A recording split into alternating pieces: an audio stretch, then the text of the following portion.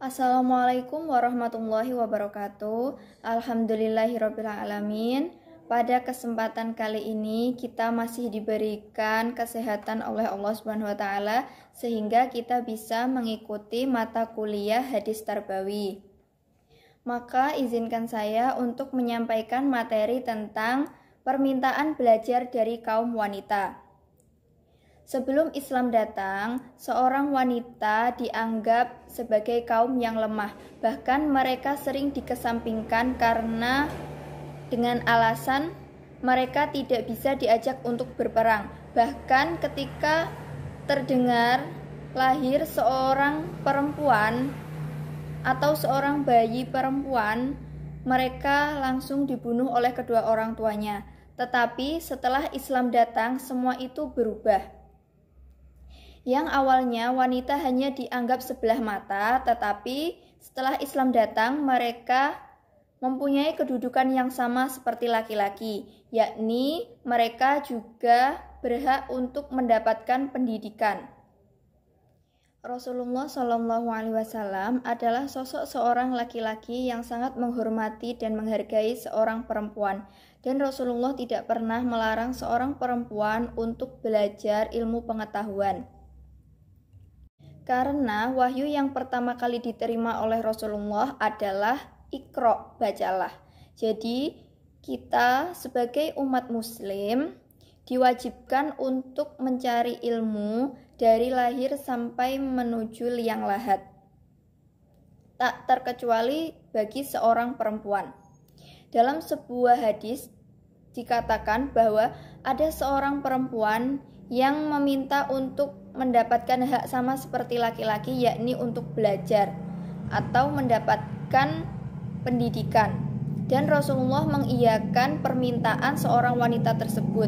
Dari situlah bisa kita tarik kesimpulan bahwasanya Rasulullah sangat antusias dalam pendidikan seorang perempuan, karena perempuan adalah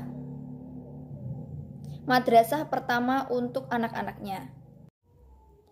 Kalau kita berkata bahwasanya tugas utama seorang wanita adalah mendidik anak-anaknya, bagaimana mungkin seorang wanita dapat melaksanakan tugas utamanya tersebut bila mereka tidak diberi kesempatan untuk belajar? Bukankah seorang wanita adalah madrasah yang apabila dipersiapkan dengan baik, mereka akan melahirkan generasi yang cerdas? Kini, ilmu pengetahuan dengan berbagai disiplinnya telah begitu maju dan pesat, sehingga kewajiban seorang perempuan belajar tidak hanya pada ilmu pengetahuan agama saja, tetapi juga pada ilmu pengetahuan lainnya. Kepergian seorang wanita untuk belajar tanpa mahramnya dapat dibenarkan selama terjamin kehormatan dan keselamatannya serta tidak menimbulkan kemaksiatan atau mengundang kemaksiatan. Meskipun ada larangan dari Rasulullah, seorang perempuan dilarang atau tidak boleh melakukan bepergian tanpa mahramnya. Tetapi larangan tersebut timbul karena dikhawatirkan terjadi hal yang tidak diinginkan atau takut terjadinya gangguan saat wanita melakukan perjalanan untuk belajar, atau takut ikut sertanya setan untuk merangsang dalam perbuatan dosa. Dari kepergiannya sendiri tanpa mahramnya.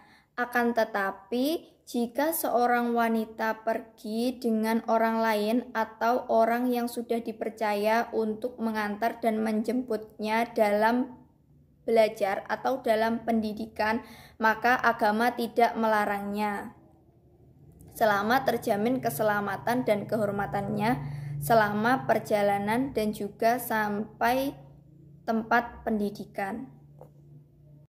Materi selanjutnya yaitu tentang cara mengajar secara bertahap. Seperti halnya Rasulullah dalam berdakwah, Rasulullah berdakwah tidak secara sekaligus dalam mengajarkan agama Islam, tetapi Rasulullah mengajarkannya secara bertahap dan tidak dengan paksaan. Dan dalam sebuah hadis dikatakan bahwa Rasulullah mengutus seorang sahabat untuk berdakwah di Yaman ketika hendak haji wada, dan beliau memberikan amanah bahwasanya sahabatnya harus berdakwah secara bertahap dan tidak dengan unsur paksaan. Dalam hadis tersebut terkandung beberapa pelajaran penting yang harus diketahui oleh setiap orang yang beriman, tak terkecuali orang yang sedang dalam pendidikan atau sedang mencari ilmu. Belajar secara bertahap. Jangan sesekali kita mengajarkan suatu ilmu dengan sekaligus, melainkan harus dengan urutan atau dengan cara bertahap, agar yang akan menerima ilmu dari kita bisa dengan mudah memahami apa yang kita sampaikan. Sehubungan dengan hal itu, dalam kitab Ihya Ulumuddin setidaknya ada beberapa hal yang diutarakan oleh sang imam, yaitu yang pertama Al-Ghazali berpendapat bahwa belajar itu hendaknya dilakukan secara bertahap. Ia menasihatkan supaya murid-murid melakukan pengkajian ilmu secara bertahap dan tidak boleh memahaminya secara serempak. Alasan tersebut karena umur manusia yang terbatas, sehingga tidak mungkin jika mempelajari ilmu secara sekaligus.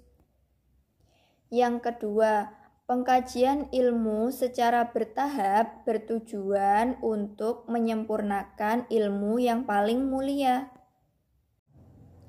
Demikian tadi sedikit penjelasan dari materi yang telah saya sampaikan. Terima kasih dan semoga bermanfaat buat teman-teman. Sekian, wassalamualaikum warahmatullahi wabarakatuh.